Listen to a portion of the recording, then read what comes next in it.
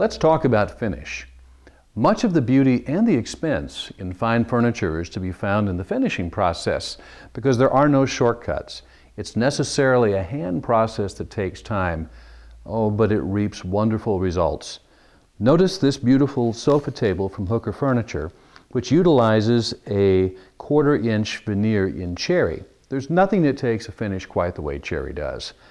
The fact that we're working with such a thick piece of wood allows us to leave in the pins and the knots and to use a draw knife to give texture on the top of this piece for a desired effect. You'll also note that there are some distressing marks which are put here intentionally to create the look of relaxed eloquence. In finishing, you talk about the number of steps. Sanding is a step, lacquering is a step, applying the color is a step. This particular piece has 3 coats of a high solids lacquer on it. And in between each one of those coats of lacquer, the piece is completely hand sanded in order to make the next coat of lacquer go on clear and clean. And that's how you get depth of finish. So check on the number of steps in the finishing process.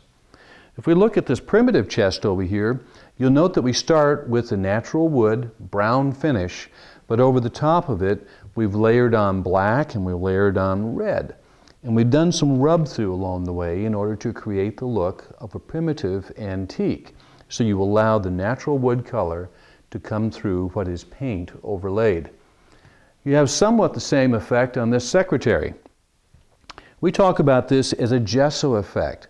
That is, it's layered, one layer upon another, just like an old antique would be. So you have a lot of variation in the top.